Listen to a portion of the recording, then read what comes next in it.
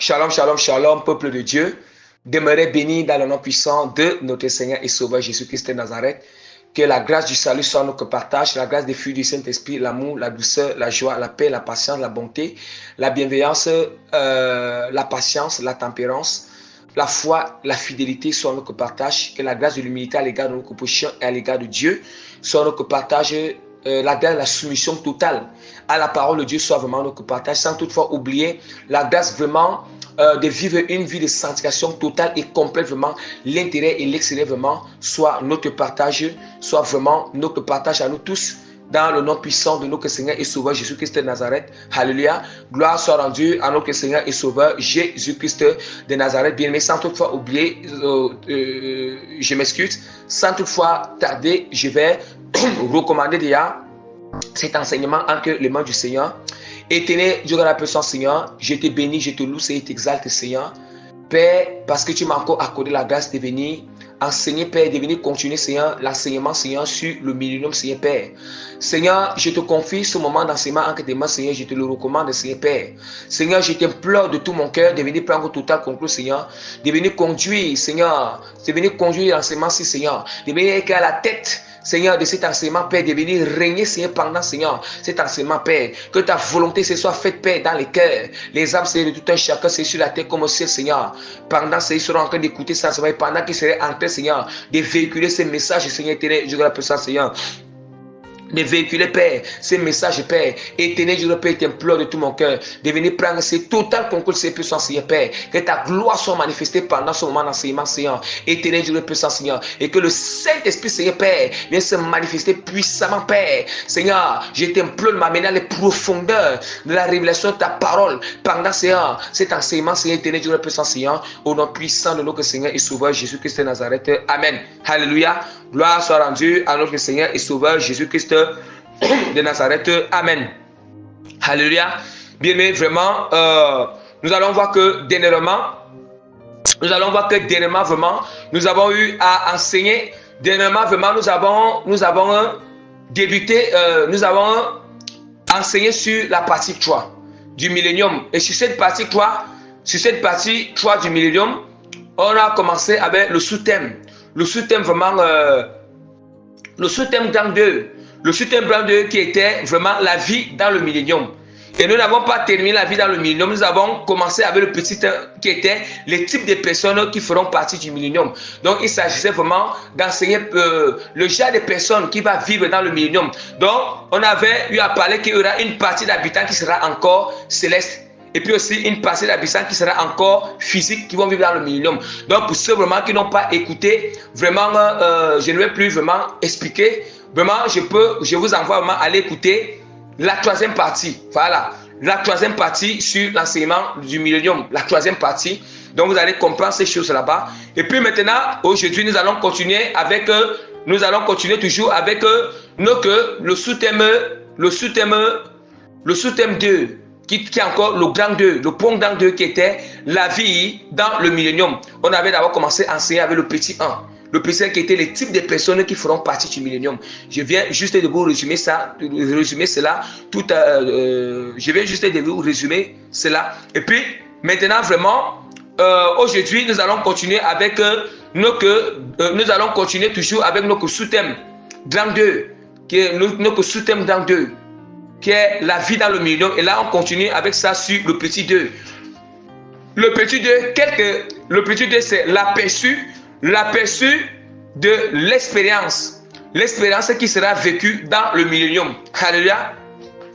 L'aperçu de l'expérience qui sera vécue dans le millénium. Lorsque je dis que l'aperçu, nous savons que l'aperçu, c'est quoi? L'aperçu, c'est pour vous faire comprendre. C'est pour vous dire qu'il y a encore d'autres choses encore hors de ce que je suis. Je vais enseigner. Il y a encore d'autres éléments tous les éléments ne peuvent pas figurer ici. Ça veut dire que l'aperçu, c'est encore, l'aperçu nous montre encore que il y a certains éléments, je ne peux pas enseigner, je ne peux pas donner tous ces éléments. Et je ne peux pas avoir vraiment la connaissance totale. Comment les choses vont se passer dans le millénium. Alléluia. Voilà ce qu'est l'aperçu. L'aperçu, c'est encore une manière pour dire que les choses seront même encore plus parfaites encore. Selon parce que ce que vous enseignez, c'est ce qui va se passer dans le millénium. Mais ça sera même encore plus parfait. Voilà pourquoi j'utilise même l'aperçu. C'est pour vous dire, oh, si ce que je vais vous enseigner sera même plus agréable pendant le millénium. À part ceci-là, on dit que même ça montre que c'est encore plus agréable encore. La réalité même des choses, nous allons vivre cela par la grâce du Seigneur. On dit toujours par la grâce de Dieu. D'où maintenant qu'on utilise l'aperçu. L'aperçu de l'expérience. L'aperçu de l'expérience qui sera vécue dans le millénium. L'expérience qui sera vécue dans le millénium. Alléluia. Qui vont vivre cette expérience dans le millénium? Il s'agit des gens qui sont encore célestes, des habitants qui seront encore célestes et des habitants qui seront encore physiques. Et ayant à leur tête un seul roi qui est Jésus-Christ de Nazareth. Jésus-Christ de Nazareth. Alléluia. Donc pour ceux qui sont tombés vraiment dans cet enseignement, vous ne pouvez pas bien comprendre. Je vous invite à aller écouter déjà vraiment la partie 1 du millénium jusqu'à cette partie 4 pour que vous pouvez mieux comprendre. Vous allez mieux comprendre en toute humilité. Bon, pour ceux vraiment qui ont besoin des audieux, vraiment, demandez les audieux, je vais vous fournir les audieux. Pour ceux qui ont besoin des textes PDF ou bien textes WhatsApp, demandez, je vais vous les fournir. Pour ceux qui ont besoin d'enseignement par YouTube, vidéo YouTube, demandez, je vais vous les fournir pour que vous puissiez comprendre. Parce que si vous hasardez seulement sur la 4e partie du millénium, si vous n'allez pas bien comprendre. Vous n'allez pas bien comprendre. Voilà, c'est juste une continuité. Et la 4e partie, c'est dépend de la première partie, dépend aussi de la 2e partie, dépend de la 3e partie. Vous voyez? Donc voilà pourquoi je ne veux pas encore revenir pour expliquer encore, pour ne pas perdre du temps. Alléluia. Donc, je dis que c'est ce que ces gens-là vont vivre dans le millénium. Ce qu'ils vont expérimenter, la vie qu'ils vont expérimenter pendant le millénium. C'est de ça qu'on appelle la péché, l'expérience qui sera vécue dans le millénium. Bien, mais commençons. Nous allons commencer. Regardez ce que nous allons faire. Nous allons commencer avec le premier point. Le premier point de l'expérience qui sera vécue dans le millénium. Qui sera vécue dans le millénium. Ou bien, ce que, par la grâce du Seigneur, les habitants encore célestes et les habitants encore physiques vont expérimenter pendant le millénium. Premier point, c'est quoi? Il y aura la longévité de vie pour les habitants des nations. Les habitants des nations, il s'agit de ceux qui seront encore célestes. Autant pour moi, ce n'est pas encore céleste, je m'excuse. Ceux qui seront encore physiques. Parce que ceux qui sont encore célestes ne peuvent plus mourir. Non. Ils sont déjà ressuscités, ils ne peuvent plus mourir. Ils ne sont plus dans le corps physique. Je répète encore, le premier point de l'expérience qui sera vécue pendant le millénium. La longévité de vie pour les habitants des nations. Or, les habitants des nations, c'est ceux qui vont vivre encore physique sur la terre. Bien aimé. Or, quand on parle de longévité de vie pour ces habitants des nations, on a encore de parler d'une durée c'est une durée de vie très longue. Ça veut dire que leur durée de vie, ça veut dire que leur durée de vie sera tellement longue sur la terre. Pourquoi? Demandez-moi que pourquoi. Parce que le Seigneur, c'est lui-même qui sélectionne. Parce que des gens qui vont vivre encore sur la terre, ce sont des gens que le Seigneur a sélectionnés. Dieu n'a pas sélectionné pour rien. Puisqu'il a eu à éradiquer, il a eu à détruire tout ce qui est méchant, ceux qui avaient le cœur méchant. Il a eu à les détruire tous par les 7 sceaux. Les événements qui ont se manifesté dans les 7 sceaux, dans les 7 tonnerres, les 7 trompettes, les 7 coupes de colère. Et puis aussi, vraiment, les 3 malheurs. Les 3 malheurs qui vont s'abattre sur la terre. Vous voyez, c'est pour détruire. Or, c'est que Dieu va sélectionner. Et c'est tout maintenant, on nous dit qu'ils vont vivre. Et puis, vous voyez, et parce que aussi, il y aura la pureté sur la terre. Pourquoi aussi? Parce que le diable sera aussi lié aussi. Le diable sera déjà lié. Il sera lié pendant les 1000 ans dans les abîmes afin qu'il ne séduise pas les nations. Alléluia. Donc, je répète encore, le premier point, c'est qu'il y aura une longévité de vie pour les habitants des nations. Et, ça veut dire qu'ils auront une durée de vie très longue. Une durée de vie très longue. Je vais ouvrir pour vous prouver ces choses. Ésaïe, chapitre 65, verset 20. Ésaïe, chapitre 65, verset 20. Je lis au nom puissant de Jésus-Christ de Nazareth.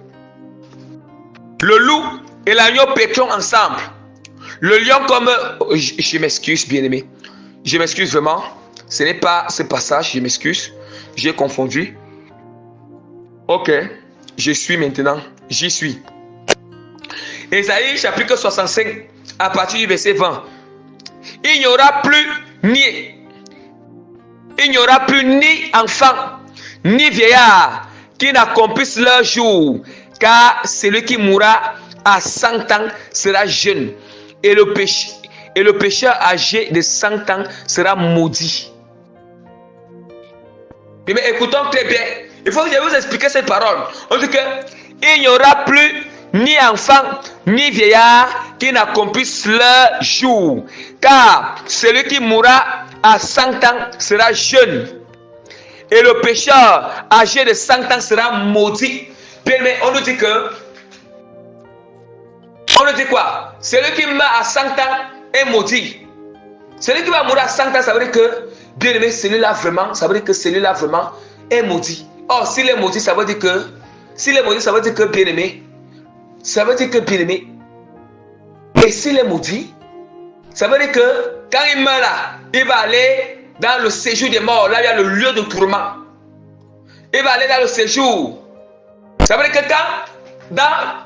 pendant le jugement du grand trône, la personne là, il ne pourra pas vivre dans la Jérusalem céleste qui va venir juste après les 1000 ans et après que le diable sera lié pour un peu de temps.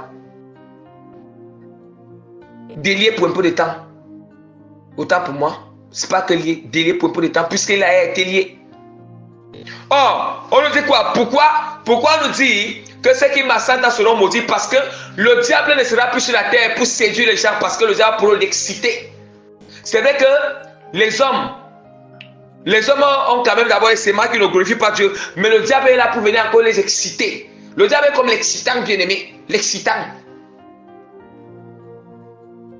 L'excitant, ça donne, le diable donne la force à se plaire encore dans les autres, la force à manifester ses actions. Il est comme l'excitant. Mais le diable sera déjà lié. Or, on nous dit qu'il sera lié pour qu'il ne séduise plus les nations. Il ne séduit plus. Or, en ce moment, on dit même que la terre sera pure. La terre sera pure. Ça veut dire que celui qui meurt à 100 ans, on dit qu'il sera maudit, bien-aimé. C'est le Seigneur qui le dit. Il s'agit des gens, des nations, des gens qui seront encore physiques. Vous voyez? Or, ça veut dire que l'époque ça veut dire qu'à l'époque de Noé, où les gens étaient en train de vivre les 300 années, les 300 ans sur la terre, les gens vont vivre 300 ans. Les gens vivront les 300 ans, les gens vivront les 200 ans sur la terre. Les gens vont vivre à l'époque du millénium. L'époque du millénium, les gens vont vivre les 200 ans sur la terre. Les gens vont vivre les 300 ans sur la terre. Les gens vont vivre 500 ans sur la terre. Regardez très bien, allez dans Genèse. Allez dans Genèse. Allez regarder bien dans Genèse. Lisez bien dans Genèse, vous allez voir. À leur époque, parce que la terre n'était pas encore tellement impure de cette manière. Allez à cette époque, vous allez voir que les gens vivaient les 300 ans, les 400 ans, les 500 ans, les 700 ans même. Voilà pourquoi le Seigneur dit ici que celui qui va mourir à 100 ans, c'est la personne là sera maudite. C'est vrai que ce sont des gens que Dieu va sélectionner pour vers le millénium. Mais comme on dit, et cela même nous prouve toujours qu'on ne doit pas toujours accuser le diable. Parce que le cœur de l'homme est toujours tortueux, l'homme même ne sait pas ce qu'il veut. La preuve en est que ceux qui vont vivre dans le millénium, donc si, sans que le diable sera là, donc vont commencer, le mal va commencer à renaître dans le cœur. C'est un peu à l'époque de Noé. Nous allons voir que Noé, les gens que Dieu a sélectionnés pour entrer dans l'âge, Noé et sa famille, qui a sélectionné entrer dans l'âge, ils avaient le cœur pur. Mais quand ils ont commencé à avoir encore, Noé, ils ont encore engendrer encore, ils doivent encore engendrer des enfants. Vous voyez que ces enfants-là, il y a d'autres qui sont nés là, et puis maintenant, ils sont nés. Or, nous sommes là pour céciter les nuées. Nous avons que d'autres personnes, il y a le cœur méchant aujourd'hui. Et c'est dans ce sens. Il faut que nous écoutons bien la parole. Et il dit qu'ils bâtiront des maisons. Regardons très bien. Il dit qu'ils bâtiront des maisons et les habiteront. Ils planteront des vignes et en mangeront le fruit. Vous voyez que ce sont des gens qui seront encore physiques. Ça prouve qu'il y a des gens qui seront encore physiques. Ils planteront des vignes et en mangeront. Ils ne bâtiront pas des maisons pour qu'un autre les habite. Ils ne planteront pas des vignes pour qu'un autre en mange le fruit, car les jours de mon peuple seront comme les jours des arbres, et mes élus jouiront de l'œuvre de leurs mains. Ils ne travailleront pas en vain, et ils n'auront pas des enfants pour les voir périr.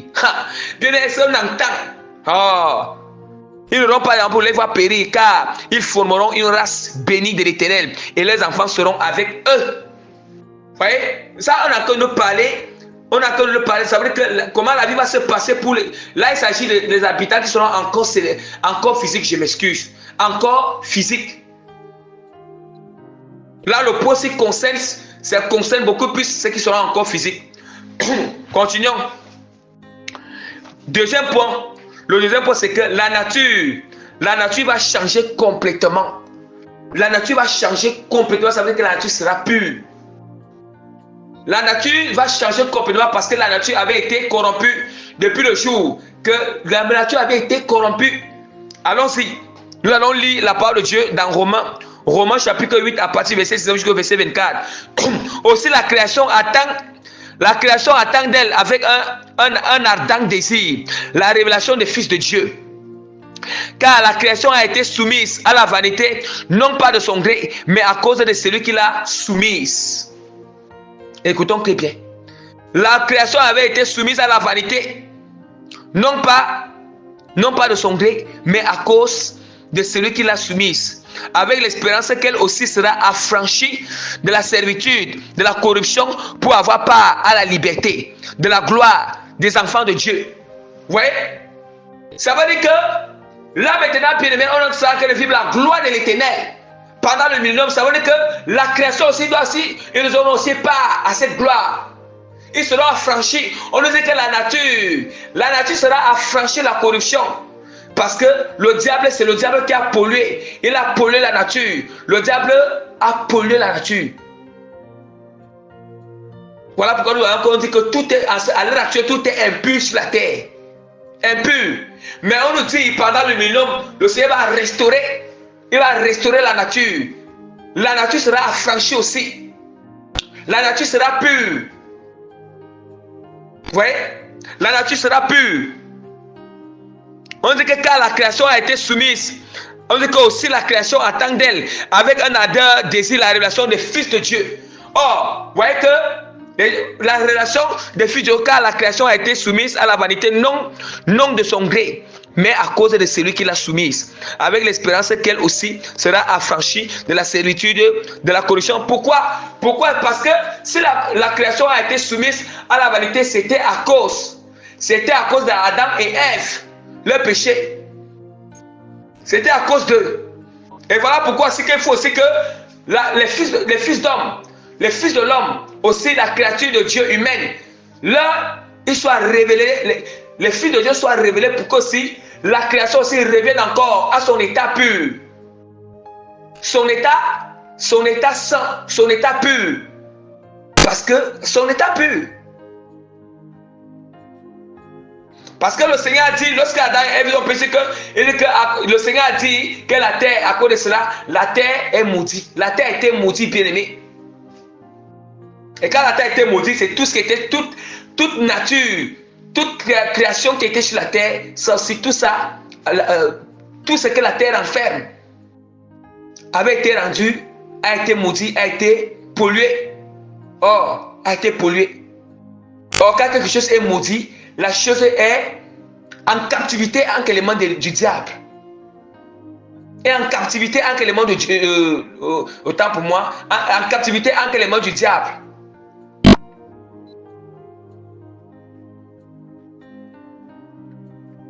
Alléluia. Continuons encore. Continuons encore. Et c'est d'où maintenant, je vous ai dit que la parole dit que, or, aussi la création attend d'elle avec un ardent désir la révélation des fils de Dieu, car la création a été soumise à la vanité, non de son gré, mais à cause de celui qui l'a soumise. Avec l'espérance, l'espérance qu'elle aussi sera affranchie de la servitude de la corruption pour avoir part à la liberté de la gloire des enfants de Dieu. Or, nous savons que jusqu'à ce jour, la création tout entière soupire et souffre des douleurs de l'enfantement. Et ce n'est pas elle seule, mais nous aussi qui avons les prémices de l'esprit. Nous aussi, nous soupirons en nous-mêmes en attendant l'adoption, la rédemption de notre corps. Vous voyez? La rédemption de notre corps, je vous ai dit que les prémices de ceux qui vont ressusciter, c'est la rédemption de notre corps, la résurrection de notre corps céleste. Voilà. Car c'est en espérance que nous sommes sauvés. Et l'espérance qu'on voit n'est plus espérance. Ce qu'on voit, peut-on l'espérer encore? Alléluia. Voilà à ce qui concerne que le deuxième point, je dis que la nation, autant pour... je m'excuse vraiment. La nature va changer complètement. La nature va changer complètement. Et pour dire même, les nations vont changer complètement aussi. On va venir sur ça. Je voulais juste, là où je dis que je voulais juste parce que maintenant le troisième point c'est quoi? Les nations vont changer. Voilà. Les nations vont changer. Troisième point. Qu'est-ce qui prouve que les nations vont changer? Allons-y au niveau de la parole. Au niveau de la parole de Dieu. Sophonie chapitre 3 verset 9. Sophonie chapitre 3 verset 9. Alors, je donnerai au peuple des lèvres pures, afin qu'il invoque tous le nom de l'Éternel pour le servir d'un commun accord. Donc, commun accord, nous voyons déjà comment les nations vont changer. Ils auront des lèvres pures. Alléluia. Parce que tout sera pur. Tout ce qui va environner les humains sera pur. Jésus lui-même, il sera sur la terre. Lui, il est sur la terre, ça veut dire que la terre doit être pure. Sa présence est là d'une manière visible et spirituelle. Partout. Spirituellement, il sera partout au même moment. Mais il sera aussi visible. Visible, mais il est dans un corps céleste. Je relis encore ce qui prouve que les nations vont changer. Sophonie chapitre 3 verset 9. Alors, je donnerai au peuple des lèvres pures, afin qu'il invoque tout le nom de l'Éternel. Tous, ils invoquent tous le nom de l'Éternel pour le servir dans commun accord. Voilà. Allons-y, le quatrième point. Quatrième point, la lumière du soleil brillera 7 fois plus grande. La lumière du soleil brillera 7 fois plus grande. Bien aimé, on va comprendre ces choses. Ça veut dire que, allons-y dans Ésaïe. Ésaïe chapitre 4 verset 26. J'ai lu au nom puissant de Jésus. La lumière de la lune sera comme la lumière du soleil. Et la lumière du soleil sera 7 fois plus grande comme la lumière de 7 jours. Comme la lumière de 7 jours. Alors, lorsque l'Éternel bandera la blessure de son peuple et qu'il guérit la plaie de ses coups. Regardez très bien ce qui va se passer dans le millénium. On a dit que la lumière de la lune sera comme la lumière du soleil. Vous voyez, nous voyons bien que là, nous voyons que ce passage biblique nous parle du millénium. Pourquoi? Parce que si c'était à l'époque de la Jérusalem nouvelle, on dit que quand Dieu va faire descendre la Jérusalem céleste sur la terre, la Jérusalem céleste sur la terre, la parole du Seigneur nous dit que quand le Seigneur va faire descendre la Jérusalem céleste sur la terre, on nous dit que c'est la gloire du Seigneur qui sera la lumière. Vous voyez que pourquoi encore? Or, La lune est encore là parce que nous sommes dans le millénium. Parce qu'il y a encore les habitants qui sont physiques. Les habitants qui sont physiques sur la terre. Dans le corps physique sur la terre. Or, c'est les habitants parce que vous voyez pourquoi? Pourquoi la lumière, pourquoi la lune va éclairer comme le soleil? Parce qu'en même temps, puisque le millénium sera constitué des habitants qui sont encore célestes, des habitants qui sont encore physiques. Du coup, il faut que la lune, encore physique, voilà pourquoi la lune est là pour éclairer une terre, pour éclairer la terre. Or, la terre, c'est le monde où le corps physique doit vivre aussi. Et la lune va commencer à éclairer comme le soleil parce que ça éclaire comme le soleil parce qu'il y a déjà aussi Christ sur la terre et ceux qui sont encore célestes. Voilà. Et voilà, on dit que le soleil maintenant va éclairer 7 fois. Ça veut dire que comme le soleil est en train d'éclairer, on nous dit que vraiment le soleil va briller 7 fois. 7 fois que c'est que ça brille aujourd'hui. C'est que ça brille à notre époque maintenant là. On nous dit que la manière que la lumière, le soleil brille là, c'est comme ça que la lune va briller. La lune va éclairer. Vous voyez? Donc, nous comprenons déjà que nous comprenons déjà que la nuit, quand la nuit va venir, la nuit sera comme le jour. Comme le jour à notre époque. La nuit sera comme le jour à notre époque. Mais quand le jour vient, le jour, on nous dit quoi? Regardez ce que la parole de Jésus dit. On dit que, comme on nous dit quoi? On nous dit que le soleil, on dit que la lumière du soleil sera 7 fois plus grande comme la lumière des 7 jours. Comme la lumière de 7 jours. Donc nous voyons dire que le jour va encore, ça veut dire que la lumière du jour va encore augmenter, ça va dépasser la lumière que nous expérimentons souvent le jour, ici dans ce monde physique. On nous dit qu'à l'époque du millénium, la lumière du jour va augmenter. La lumière, maintenant la nuit, la lumière vraiment, dont la lune est éclairée sur la nuit sera comme le jour à notre époque. Notre époque, si le jour de notre époque sera comme la nuit à l'époque du millénium. Maintenant, le jour même à l'époque du millénium, la lumière va augmenter. Mais on ne sait pas. Ça va augmenter. Ça veut dire qu'il y aura une différence. Parce qu'il y a une différence. C'est la parole, c'est pas moi. Continuons. Cinquième. Autant pour moi. Bien, mais cinquième point. Cinquième point vraiment. Cinquième expérience qui sera vécue. Cinquième expérience qui sera vécue pendant le millénium sur la terre. Les animaux vont changer. Les animaux vont changer. Je vais lire la parole du Seigneur dans Ésaïe chapitre 65 verset 25. Le loup et l'agneau paîtront ensemble. Le lion comme le bœuf mangeront de la paille. Et le serpent aura la poussière pour nourriture. Il ne fera ni tort ni dommage sur toute montagne sainte, dit l'Éternel. On dit que le loup et l'agneau paîtront ensemble. Or, nous savons très bien. Or, nous savons très bien que à notre époque-ci là, à cette époque, l'époque-ci là sur la terre, si le lion voit un agneau là, le lion va dévorer l'agneau. Le lion va dévorer un agneau. Si le lion voit un agneau, ça va dévorer l'agneau.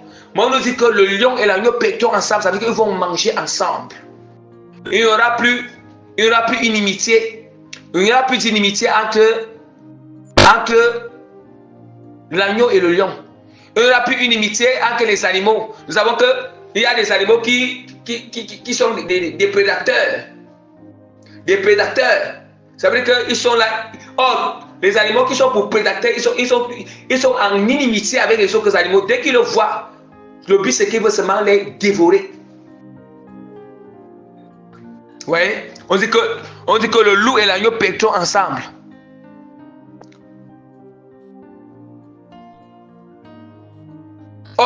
Le loup dévore aussi l'agneau. On nous dit encore que ils paîtront ensemble ils péteront ensemble le lion comme le bœuf mangeront de la paille. C'est-à-dire que le lion comme le bœuf, ils mangeront de la paille aussi ensemble. Vous voyez? Or, si le lion voit le bœuf, le lion et le bœuf, il y a l'inimitié. Même entre même l'agneau et le lion, il y a l'inimitié. Entre le loup et l'agneau, il y a l'inimitié. Mais on nous dit qu'ils seront amis. Ils vont manger ensemble. Alléluia. Pendant le millénium. Vous voyez comment cela symbolise que Christ est là sur la terre. Il règne spirituellement, surnaturellement et visiblement en même temps.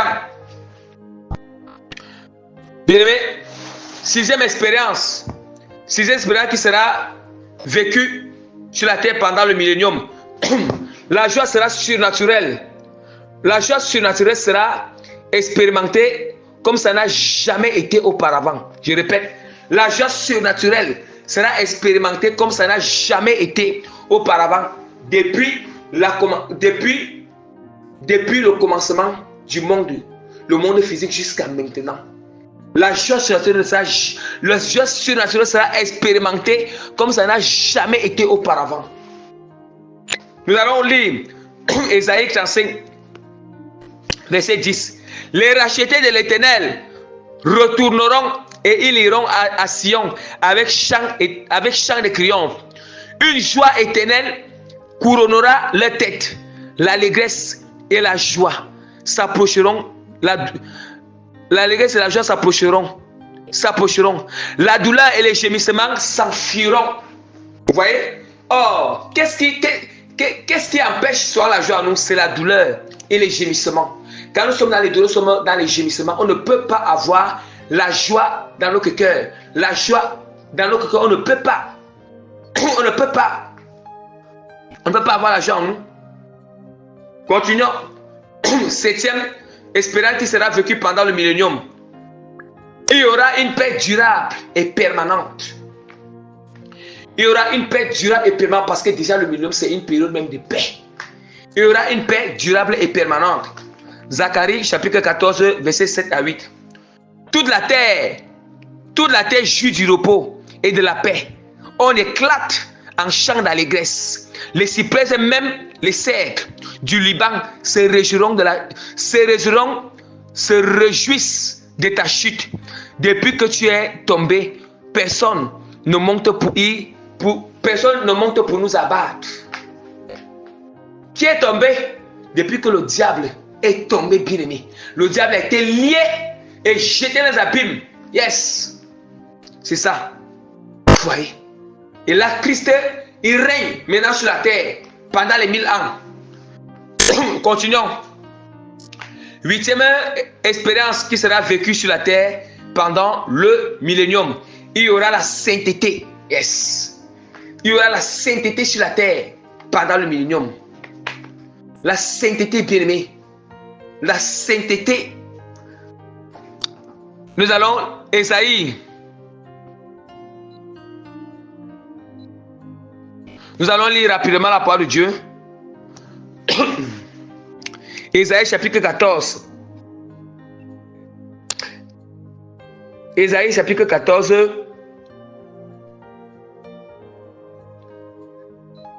Ésaïe chapitre 14. Je m'excuse. Pardonnez-moi. Plutôt Ésaïe chapitre 4, verset 3. Et les restes de Sion, les restes de Jérusalem seront appelés saints. Quiconque à Jérusalem sera inscrit parmi les vivants. Quiconque à Jérusalem sera inscrit parmi les vivants. Alléluia. Nous-mêmes nous entendons.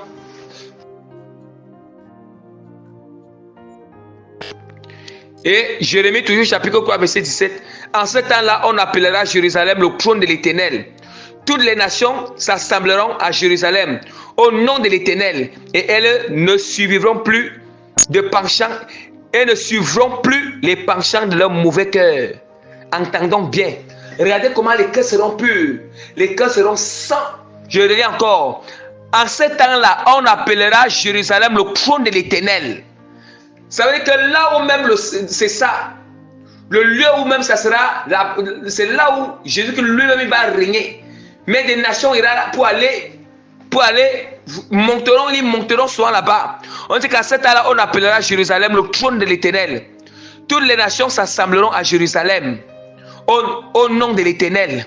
Et elles ne suivront plus leurs penchants, les penchants de leur mauvais cœur. Les penchants de leur mauvais cœur. Alléluia.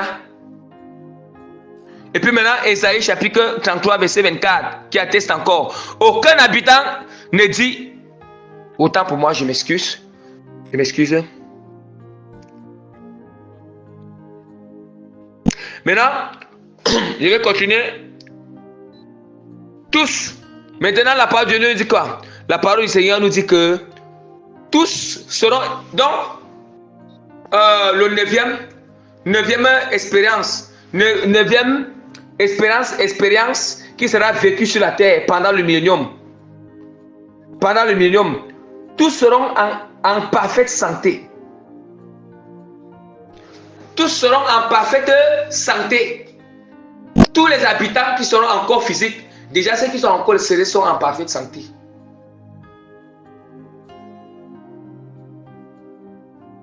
Tous les habitants qui seront en corps physique seront en parfaite santé, bien-aimés.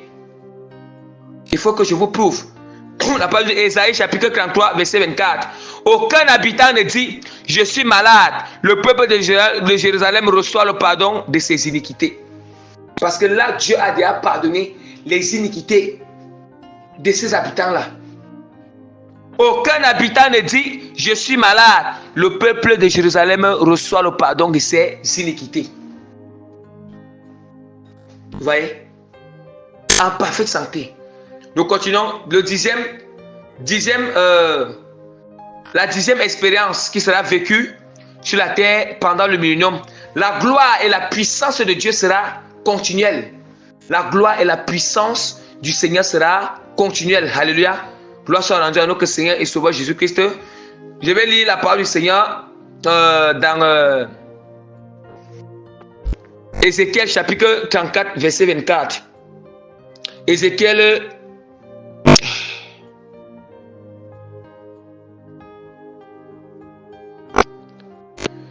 je m'excuse. Donc je vais lire la parole du Seigneur dans Zacharie. On dit que comment dire?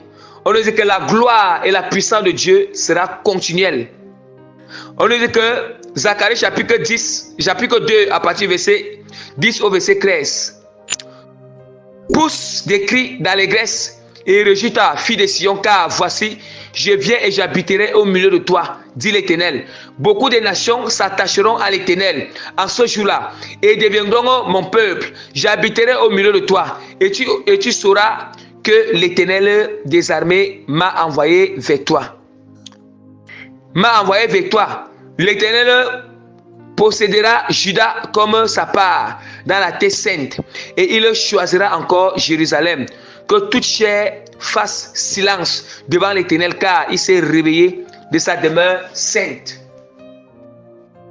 Il s'est réveillé de sa demeure sainte. Alléluia. Nous voyons déjà. On nous dit que la gloire et la puissance de Dieu sera continuelle. Et Zacharie chapitre verset 12 nous dit car les semailles prospéreront. Ouais, c'est ça qui montre que autant pour moi, je m'excuse. Avant et maintenant, la gloire de Dieu va régner sur la terre d'une manière puissante. Je vais revenir encore sur un autre point. Maintenant, on dit que tout sera prospère sur la terre. Il y aura une prospérité. Il y aura une prospérité qui n'a pas, en fait, qu'on ne peut même pas imaginer pour le moment. Il y aura une très grande prospérité sur la terre. Tout le monde va prospérer sur la terre. Parce que tout sera pur. Or, qu'est-ce qui nous symbolise qu'il y aura une prospérité sur la terre? Nous allons lire Jérémie chapitre, lisons la parole de Dieu dans Zacharie chapitre 8 verset 12. Car les semailles prospéreront, la vigne rendra son fruit, la terre donnera ses produits et les cieux enverront leur rosée. Je ferai jouir de toutes ces choses. Je ferai jouir de toutes ces choses le reste de ce peuple. Le reste de ce peuple. Vous voyez, on ne fait qu'on nous dit qu'il y aura un reste. Le Seigneur, ce n'est pas tout le monde qui sera élu. Il y aura un reste que le Seigneur va préserver à moyen dans les lieux de refuge. Le reste de ce peuple. Vous voyez comment on nous dit qu'il y aura la prospérité. Et Zacharie chapitre 34 verset 24 nous dit: moi l'Éternel, je serai leur Dieu, et mon serviteur David sera prince au milieu d'elle. Moi l'Éternel, j'ai parlé. Alléluia. Et puis Jérémie chapitre 14 verset 12 nous dit: ils viendront et pousseront des cris de joie sur les hauteurs de Sion. Ils accourront vers les biens de l'Éternel. Alléluia. Le blé, le mou, l'huile, les brebis et les bœufs, leur âne sera comme un jardin arrosé, et ils ne seront plus dans la souffrance. Alléluia. Bien-aimés, nous acclamons notre Seigneur Jésus-Christ. Acclamons notre Seigneur Jésus-Christ de Nazareth. Alléluia. Gloire soit rendue à notre Seigneur et Sauveur Jésus-Christ de Nazareth. Bien-aimés, voilà, bien-aimés, voilà à ce qui concerne la partie 4 de notre enseignement. Et puis aussi, la fin vraiment du sous-thème 32 qui était la vie dans le millénium. Donc voilà la fin vraiment de notre sous-thème 32, la vie dans le millénium. Voilà vraiment la fin de l'enseignement de la vie dans le millénium. Mais nous allons continuer aussi, nous allons toujours continuer avec le millénium. On va continuer aussi avec la partie 5 prochainement. La partie 5, quand il dit que prochainement, c'est quand je vais continuer avec le millénium. Ça ne signifie pas que, quand il dit que prochainement, ça ne signifie pas que le prochain enseignement qui viendra, ce sera le millénium. Non. Il dit que prochainement, quand je vais continuer avec le millénium. Voilà. Donc, ça ne signifie pas que, bon, prochainement, c'est le millénium qui va venir. Ça peut être qu'une prédication, ça peut être qu'un autre enseignement. Donc, c'est le jour que je vais continuer avec le millénium. C'est ça qu'il dit que le prochain enseignement du millénium, ça sera la 5e partie. Et là-bas, ce sera l'organisation, l'aperçu de l'organisation du millénium sur la terre. Voilà. Donc, demeurer encore béni, voici à ce qui concerne la vie, voici le sous-thème, vraiment, voilà ce qui concerne vraiment le sous-thème 32. Voilà, le sous-thème 2, qui est le grand 2, qui a été basé sur la vie dans le millénium. Voilà tout ce qui concerne la vie dans le millénium. Donc, demeurer encore béni dans le nom puissant de Jésus-Christ de Nazareth. Que vraiment la paix, la grâce, la compassion du Seigneur demeure avec vous, que le Seigneur vous fortifie. Donc, que toute la gloire revienne à notre Seigneur et Sauveur Jésus-Christ. Par la grâce du Seigneur, je mets le sceau authentique du Saint-Esprit sur cet enseignement. Je mets les cachets, les timbres authentiques du Saint-Esprit sur cet enseignement. Et je mets la signature authentique de l'autorité, de transformation, de changement et d'impactation des cœurs, âmes et esprits qui seront disposés à écouter cet enseignement au nom puissant de notre Seigneur et Sauveur Jésus-Christ de Nazareth. Amen.